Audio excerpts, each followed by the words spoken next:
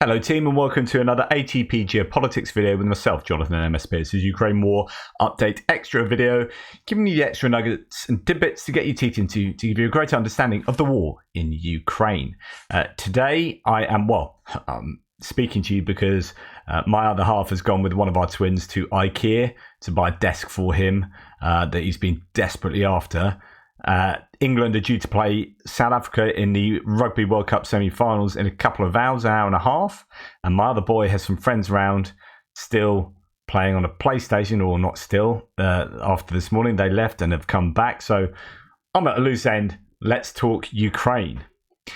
And actually, we're going to talk Ukraine and Russia via, again, what's been going on in Israel, Palestine. So I think I mentioned there's some guy that I have been following on Twitter who has been really pro-Ukraine and has been a really strong advocate and appears to come from the Middle East, I think. And after Hamas did their thing and the horrific stuff that they did and Israel have retaliated, he's gone completely in anti-Israel. And you know me, I've talked about the nuance and the difficulty. You know, I am pro Palestine. I'm free Palestine in the historical geopolitical sense, but I'm absolutely anti-Hamas. Like, Hamas have done things. I've seen videos, like I said yesterday, that I can't unsee. I've seen such horrific things that it is no wonder that some Israelis have reacted in the way they have, like some truly horrific things. But on the balance of it, you need to be sort of nuanced, and people aren't very good at that. Well, here's someone that's then gone fully in on from being absolutely pro-Ukraine to being absolutely anti-Israel. But with that has taken on some of the voices who have been anti-Ukraine previously, but who are also anti-Israel, and has taken those voices. Now, if I'd gone from being pro-Ukraine and not giving up being pro-Ukraine, it's not like anything's changed there particularly, I wouldn't then take on some of the people who I know are utterly disreputable sources. People like, you know, your Scott Ritters, literally Scott Ritter, Jackson Hinkle, and so on and so forth. These really, really poor sources that, you know, I wouldn't go from slagging them off to then using them to bolster my new position somewhere else. I'd find that really deeply problematic. But that's what's happened. So it's really interesting. You see this groundswell of pro-Palestinian advocacy throughout the world. We've got protests in Warsaw, in London, you know, all over the place, in Spain, and some people doing some pretty unsavory things in that. But I have this tension there, because actually that pro-Palestine position is something that I think is justifiable, right, politically speaking.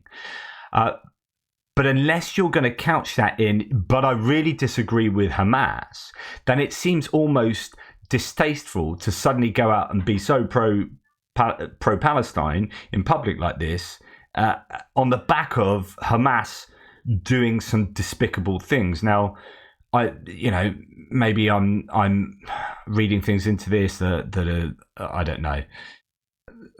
I just think if I was to go out, which I could see myself being quite vocal in pro-Palestinian advocacy, but I would have to couch that so carefully in being really overt in saying, I do not support terrorism, and I absolutely do not support what Hamas did. But I was wondering as well whether this groundswell of sentiments towards Palestine might actually, even though it is appearing to be quite distasteful to me because of the proximity to the Hamas horrors, that it might actually have more effect. So you'll have quite a kickback to this, but also people going, oh, hang on, and the media is picking this up. Politicians will be keeping their ears close to the ground. And I wonder whether there will be second thoughts about overt support for Israel, politically speaking.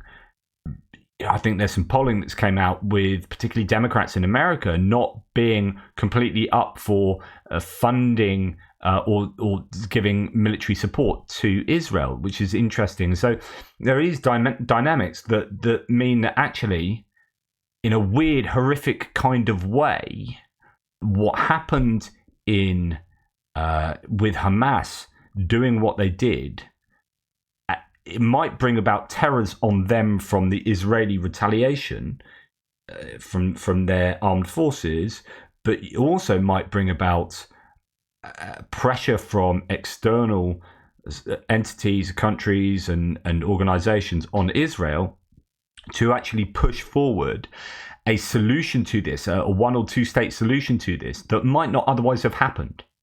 Right? If Hamas hadn't done these horrific things, then perhaps that just would have perpetuated. Israel wouldn't have changed their way. There would have been more encroaching settlements in the West Bank, so on and so forth. Now that this has happened, whilst a lot of people are on Israel's side by looking at the horrors of Hamas, there are a lot of people who are like, actually, I didn't really understand this whole context before. I didn't understand what was going on, and having looked at it, I'm not too cool with what Israel have done for the last 70 years, right? And so in some disturbed kind of way, the effect might actually be more beneficial for the bringing about of a solution. I don't know. I need to think about that. I need to cogitate out more than just me sounding off here in a stream of consciousness. But none of which, well, I say none of which excuses what Hamas did. But if you believe in a strict form of moral consequentialism, where the consequences to an action is how you morally evaluate it, then if weirdly that those horrific Hamas actions did, after all these dominoes get knocked down, bring about an eventual better solution, then you can argue from certain moral philosophy that those horrific actions were in effect good. You know, scare quotes good. Like it's a means to an end, right? But again, it depends on what your moral framework is. And how you evaluate these things. And, you know, that's the problem with moral consequentialism. Like, I think we all use moral consequentialism on a routine basis every day. We say, I'm doing that because that's going to bring about a much better end.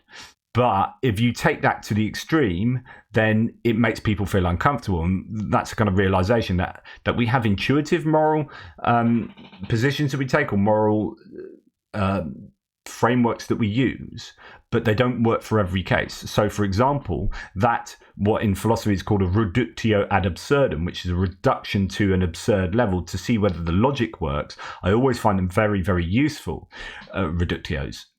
If you take, like, as I've said before, walking into a hospital and a doctor coming up to you and saying, we're going to kill you because your organs can be used so that 5 people can survive, and actually that end is really beneficial. Look, 5 people are surviving rather than 5 people dying and you surviving.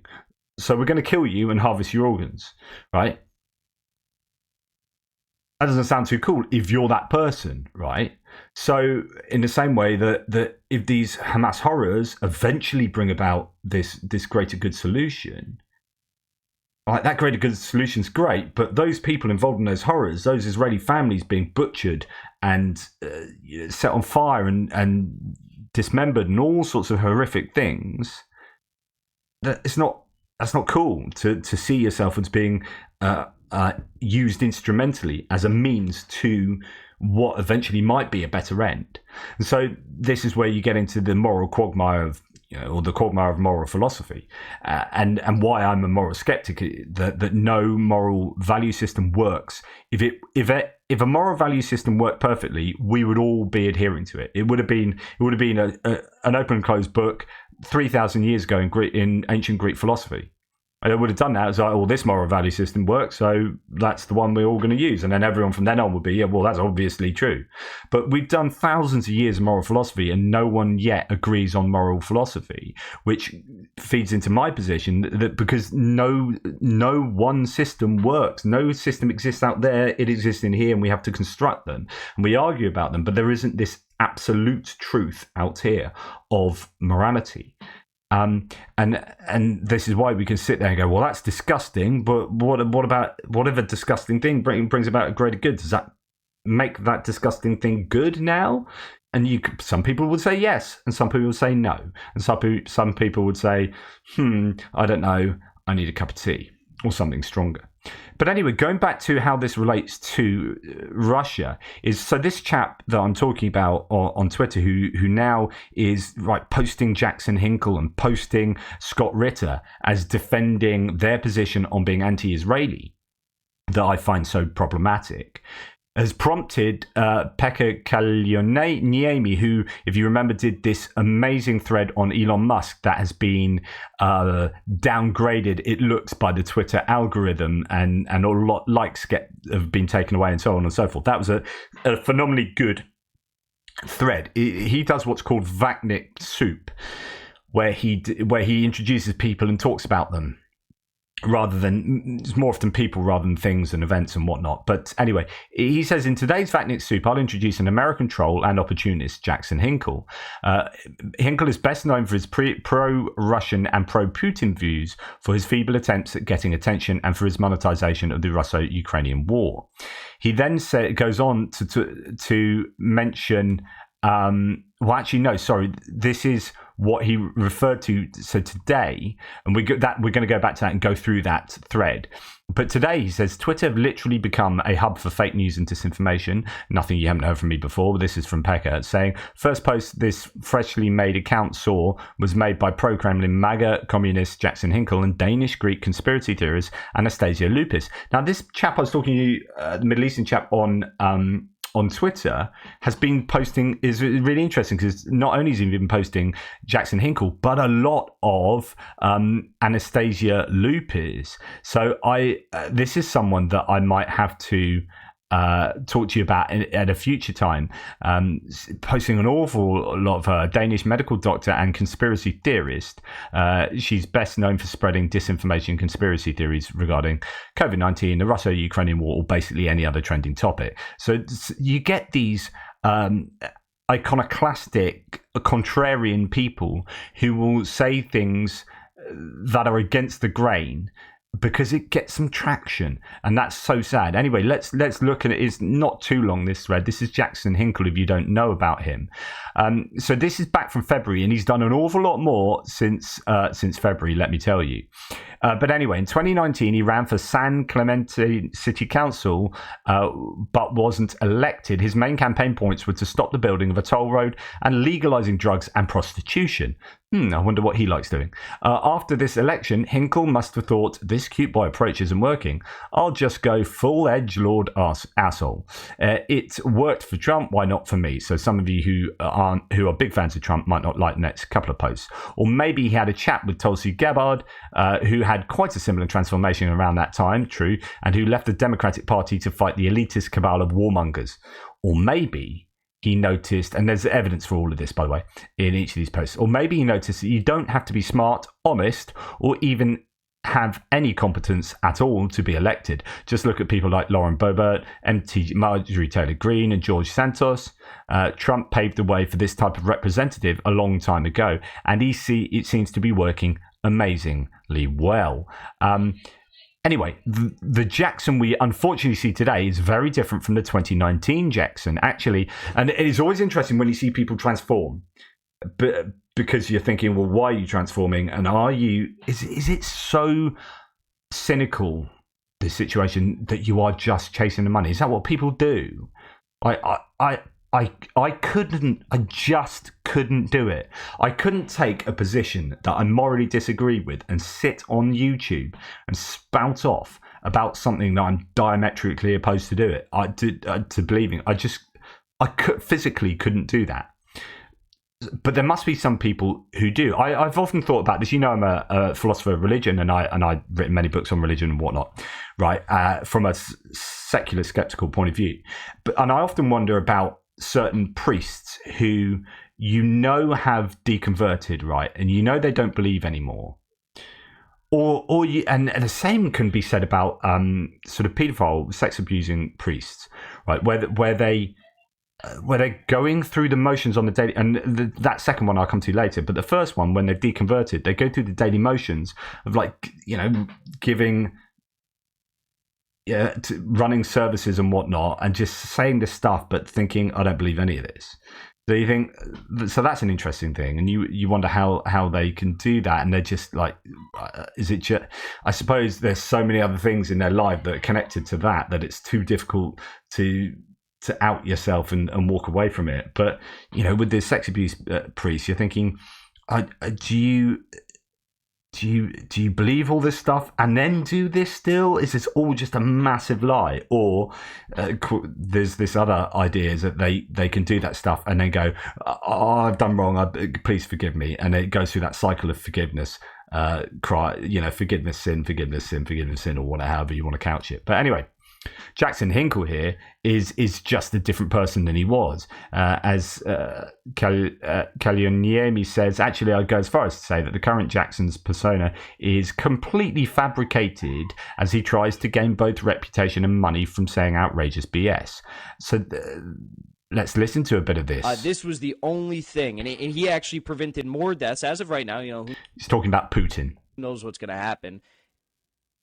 If something crazy fucking happens, that happens, and we can talk about it when we talk about it, but as of right now, 100,010% absolutely fucking totally stand with Putin and his decision to launch this special military operation. And actually, this you can't even call it a war. I don't know when that was recorded, but you get where he's coming from. So, oh my goodness. So regarding Ukraine, it's not even worth going through all the pro-Russian narratives that Hinkle has promoted. They're all there. He's actually trying to monetize with Z gear, a symbol for supporting Russia's invasion in Ukraine. I mean, that seems to me just really distasteful. I mean, to go that far on board, and then this makes me wonder, well, do you really believe this? And maybe he does. Maybe he's gone into this really deep into this rabbit hole that you become so immersed that you believe your own BS, and you just get wrapped up in it.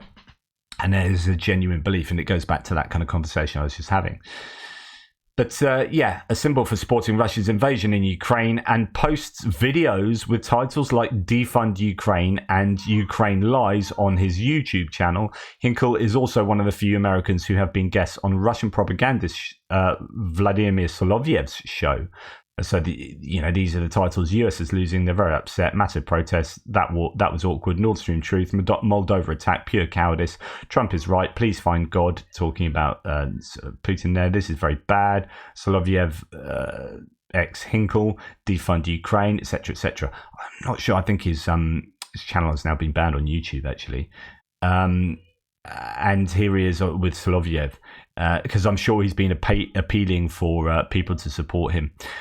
He's also supported the Stop the Steal and Deep State conspiracy theories by saying that Biden is controlled by a satanic cabal of DC deep state leadership. Not surprisingly, he's been interviewed by Tucker Carlson of Fox News. Again, this is going back to February of this year. Hinkle's been awarded the Serena Shim Award, previously given to such journalists, scare quotes, as Eva Bartlett and the Grey Zone bloggers. The award was given by the Association for Investment in Popular Action Committees, who, based on Bellingcat's investigation, supports the al-Assad regime. Jackson, who has also recently reached the age when you get interested in girls. First, he dated Sarah, who allegedly left him for Jonah Hill, and later he tried a new girlfriend from OnlyFans, the platform he's been very critical of. When all other things failed, the Kremlin masterminds came up with a fresh idea. They'll just make Miss Genocide, Anna Lenikova, so she was Miss Russia in 2022, date Hinkle. They spent a week together at the Four Seasons Surfside in Miami. Read more about this dream couple from here. And this is where it gets pretty funky, pretty interesting here. So this is just a Substack about the Rage Against the War Machine rally. So if you remember, there's a rally in the US against the war, but actually it wasn't a peace rally. It was for some, but it was essentially hijacked by people like Scott Ritter, by people who were Jackson Hinkle, people who were basically receiving things probably from the Kremlin or just, really problematic. The section on Hinkle here is quite interesting. So it says, Rage Against the War Machine speaker Jackson Hinkle made his pro-Russia, anti-Ukraine stance very public. His social media is full of thoughts like, quote, Zelensky is responsible for every death in the Ukraine war, not Putin, and standing with Putin is anti-war. But something that has not been publicly disclosed is his relationship with Anna Linikova, who won the title of Miss Russia in 2022. An anonymous source alerted me to posts from Hinkle's Discord and Twitter, as well as Instagram posts from Anna Linikova, that indicate the two are a couple. Further work from researcher Ernie Piper helped confirm this connection. The details on the couple's recent vacation spots. In early January, Hinkle tweeted a photo of Linikova. When someone replied that Linikova would not have sex with Hinkle, he wrote, "You're right, Anna is just flying out to LA to see what my apartment looks like." No one appeared to take him seriously on Twitter, but a few weeks later, Linikova came up in Hinkle's Discord. One Discord user asked Miss Universe Russia in Florida on January the 24th. Hinkle replied, "She spent last week with me in LA. Now we're going to Miami." Linikova's Instagram stories show how she was in LA and then Miami. Her stories from Miami line up with Hinkle's tweets from this trip. They both posted photos from Vizcaya Museum and a breakfast at the Four Seasons Hotel and Surf Club in Surfside. In another photo, Hinkle is holding hands with an unidentified woman whose manicure matches Linikova's. And in photos suggested. This is where it gets pretty interesting as well. Hinkle told a Twitter follower he would be staying at the Four Seasons Surfside. Depending on the date selected, the cheapest guest room at Four Seasons Surfside currently runs from $2,000 to $4,600 a night. Hinkle's first post on Miami was on January 26th, and on February the 2nd, he posted on Telegram that he was on a flight, giving a couple of full 7 nights in Miami. Even if they selected the cheapest option available, their hotel stay would likely cost them $14,000. The point there is, like, is this really a case of the Kremlin, the FSB, putting these two together and funding them staying? I mean, would he have really spanked out 14,000 on a place like? Maybe he's got a bunch of money. I don't know. It is possible that Hinkle, who brags about his hot girlfriend on Twitter and spends his time desperately seeking attention on social media platform, hasn't tweeted a photo of himself with Linikova because he does not feel the need to prove that she knows he exists. Perhaps Hinkle simply overlooked the significance of his personal relationship with someone whose job is to represent Russia. Hinkle did not respond to requests for comment, but it's possible that their relationship has been intentionally kept quiet. Well, as quiet as someone like Hinkle is capable of, because the questions it brings, it is unlikely that Rage Against the War Machine organisers themselves would have cared.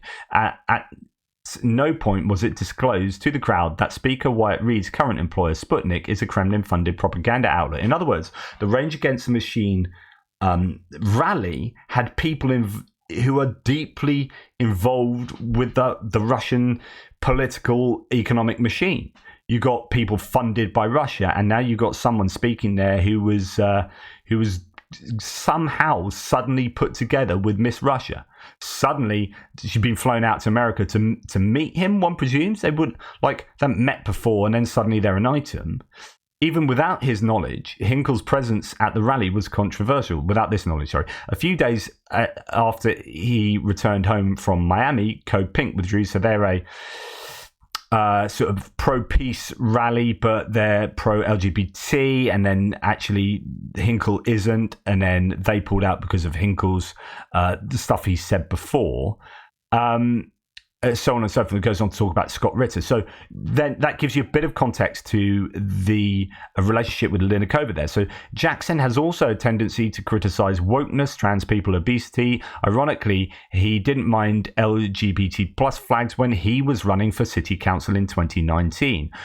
One of the funniest Hinkle moments was when he was put in his place by both of his parents on Twitter. So this is him having a go at obese people he sees as obese, transgender, but then being pro LGBT there. But this is great here. So Jackson Hinkle says on Twitter back in 2020, okay, so it's 3 years ago, it says, lies my parents told me when I was little. 1, Santa's real. 2, the tooth fairy leaves money under your pillow. 3, the United States military is fighting wars to defend our country. And then Daniel Hinkle, his dad, says 1. So you got to love it when your parents publicly, read between the lines, declare that you're a douchebag, right, on social media. So I'm Santa. 1, I'm Santa. You never complained when you got the gifts. 2, yes, we were such assholes sneaking you money under your pillow. 3, never once did your mother or I tell you the military is fighting wars to defend our country. That's a bold-faced lie on your part. Hinkle replies, or the son replies, I remember it like it was yesterday. Pulled into the garage at our old house. I asked Mum why we were at war. She replied, there are bad people who want to do bad things to us. And then the mum said, I can't remember every answer I gave you to every question you ever asked, but I still stand by this response. It was post 9/11. So I think it just shows you that if your parents think you, say things like that, then I think it tells you all you need to know about kind of what you're like, I think, maybe. Anyway. He is what Pekka calls a merchant of rage. He posts, and this is a really important thing to bear in mind. There are people who you might listen to, and this includes in politics as well. I would say people like Marjorie Taylor Greene fit into this perfectly. But there are people on social media platforms who are saying things to get traction, to get on the algorithm. You notice, hopefully, if I do that, put me in my place. Like, it annoys me that my channel, in a sense, it doesn't really annoy me, but like I grind away at my channel. I work really, really hard, as many people do. Like, woe is me, whatever. But I do. I work 7 days a week, 365 days a year, like at the moment, and I'm grinding out, more subscribers or whatever, which I'm superbly grateful for. But I look at other channels that are growing like way quicker than mine. I'm thinking, how does that happen? And so YouTube hates me. I'm not on the algorithms, whatever. But there are people who play that game really, and maybe I don't play that game, and that's why. But people do play that game, and they'll be all clickbaity or do things that will just arouse a lot of annoyance. If you say contrarian things, and people retweet you, and suddenly your channel blows up. Which is why, interestingly, here's a tip. And I saw the people talk about this recently. If you don't like someone on Twitter, don't retweet their thing that they say that's contrarian and that annoys you that much, because actually it gets their channel traction. So what you'll find people do, and here's a brilliant example. If you see what Pekka has done here, Pekka Kaloniemi has done, he's taken a screenshot of the tweet. He's not retweeting the tweet, because that gives Jackson Hinkle oxygen and algorithm value. So you'll find that most people, if they disagree with someone who know how these things work, they do not retweet them. They screen grab them and retweet them. Also, it means that they can't delete the tweet as well. So that's the added bonus because it's a picture. It's your picture. So yeah, these people will say things to get money. Essentially, is what it is. He posts extremely polarizing views on social media, lets the social media algorithms that heavily prioritize enraging content. This is so true. There's a really good set of videos. In fact, I'm fairly sure I saw, was it John Oliver do one on this, but it might have actually been Seth Meyers, but it was almost certainly taking on a British comedian doing a whole section on this. I'm going to find it.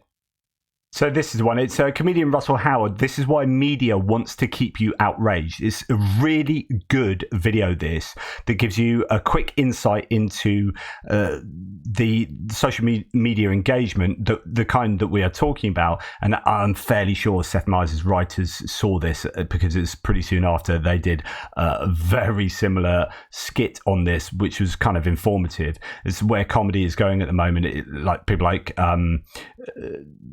John Oliver doing stuff that is very kind of dry, intellectual, political, economic, whatever stuff, and then painting over it with comedy. But it's actually the main thing it's trying to do is educate the viewers, and I like that. I think that's really worthy.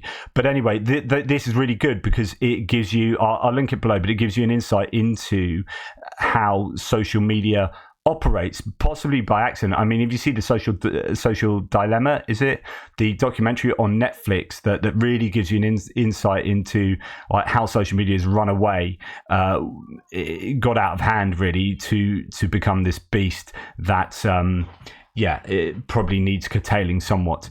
Anyway, his kind of content, that contrarian content, is prioritized.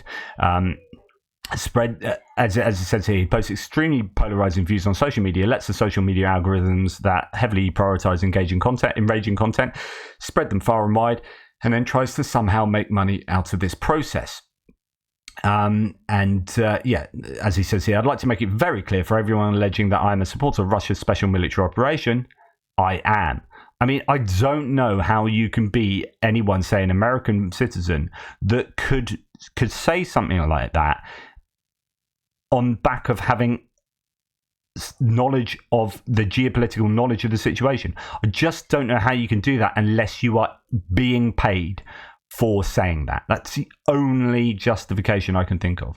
And just coming to the end here, by spreading his hateful messages due to outrage, people are actually making him more money. There are many Americans doing this. One notable example being Putin's old friend Michael Flynn and his Reawaken America tour, where you're just selling stuff on the back of that. To conclude, Jackson Hinkle is an edgelord who will do anything for attention. So everyone stop giving him that attention. There's an easy solution for this: block him and forget about him. I'm just letting you know about him if you don't know, but it's interesting that every one of these is not a retweet but a screen grab, and that's one way of denying him that oxygen.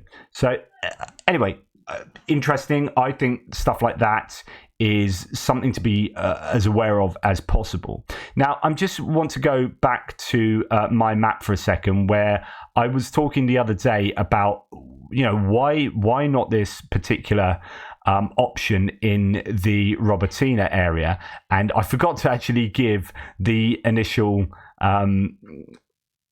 the foundation of my idea here, which is not really particularly amazing idea. It's like go and slam a bunch of tanks into a Russian front line. But the idea is that, right, are we at this point where Russian equipment has been so degraded that the Ukrainians can take some really good can capitalize on this, and capitalize possibly in the Verbovia area, where there's a break in the trenches, although recently that trench wasn't there before, was it? I think there was a gap there, and it's interesting that is now there, so that is an addition. But originally there was this open space here. Now, my option the other day was to break through here with 100 tanks. You've got your Abrams, 31 Abrams. You've got, depending on who you believe, 14 or 28 or 22 Challenger 2s, depending. You've got a load of Leopard 2s and loads of other types of tank and IFV. With a big old fist, smash through here, come in behind this second line here, all the while causing issues over in Kherson to distract people. Do the fist that NATO were kind of asking for, and you will lose a bunch of stuff, but you will hopefully just gain a load of momentum, and possibly the Russian lines could crumble. Right. People saying, well, you don't want to drive tanks through a town. It's just a death trap, blah, blah, blah. And I forgot to say, oh, by the way, I meant to say, before you do that, because I said this in a comment a couple of weeks ago, I think, or a week ago, I said, I would flatten Verbove with all the HIMARS, JDAMs, ATACMs, and artillery that you can get your hands on. Just absolutely rip into Verbove, and then after flattening that, which will help to demine it, after you flatten that, then you move in 100 bits of main battle tank and some IFVs and a big old force, and then try and capitalize on breaking that defense there, and then hopefully get behind these really difficult trench lines. I don't know. What do I know? I'm just some guy on the internet with no military experience, but I would have thought that at some point soon you're going to get to this moment where the Russians are so badly degraded that the Ukrainians must be thinking about doing this. I mean, they're not just going to do this forever. There's going to be a point where they are going to go on the move. When is that point, and is it now or near to now? And would this be a good place to do that, since they've put so much effort into this most heavily defended area? or could you go and take that idea and put it somewhere else? But it doesn't look like they're shaping up for it anywhere else. It does look like here or nowhere, really, with the help of maybe Kherson giving the Russians something to think about, as well as Bakhmut being that area that fixes Russian troops. So anyway, let me know what you think. Right. Just a few more things to say. This is some video that's come out of the airfield in Luhansk. Quite a long video, and it just gives you an idea. Well, first of all, the helicopters still appear to be there, so I'd be like, yeah, ATAC comes that again. But it also shows you some of the pot marks in the tarmac of the airfield, of the airbase. This looks like a helicopter base, so I don't know that this is any problem for the airframes. If you were trying to take off from here, this wouldn't be very nice to do it on. You can see these kind of holes. It's just about to walk and show you some of these. These will be some of the submunitions popping out and exploding. Basically, the submunitions of grenades, if you like, exploding. And you wouldn't want to be landing. All these stones will be foreign object debris, FOD, that can be sucked up into fixed-wing aircraft engines and cause a right old problem. So you have to look after your airfields really well. But this isn't one of those airfields. This is it appears to be more of an airbase for helicopters, and so therefore the needs might well be different. But yeah, that is Luhansk.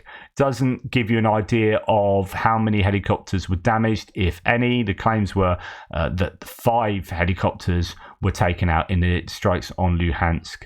But you can see the number of these. I assume all of these dark areas are the submunitions. And if you've got 1,000 submunitions coming out of that, that's going to render this whole runway pretty problematic, as I say, for fixed-wing aircraft at the very least. Let me know what you think about that, if anything. Right, let's go on to the last thing I want to talk about, which is what's going on in Melitopol here. Remember, this is a city where thousands repeatedly refuse to accept Russia's occupation, standing in front of tanks, lecturing invading soldiers. Now it's a grotesque structure, which hopefully will be gone in a couple of months. Now it has a grotesque structure. Now, I just wanted a little comment on how Russia go about doing their war, which is by imposing their identity on, in this case, Ukraine.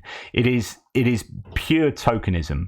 So they are they put these totemic symbols in place.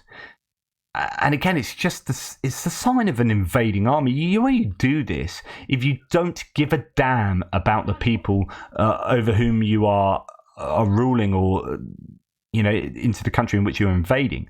Like, this is clearly a case of saying, here's our identity, and here are our symbols, and here are statues to people who we think are really important. So therefore, you think they're really important now, and these are now your symbols, and this is now your language. Yeah, we're all for liberation. Nothing says liberation like imposing your sense of identity onto someone else. This is nothing to do with going, hey guys, I know you guys are all humans, aren't you? You guys have all got your opinions and your ideas and your sense of self, right? Who do you think you are?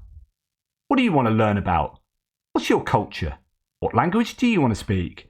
I know that we're your administration, but you guys are you. How about determining your own future here? Let's celebrate a sense of who you guys think you are.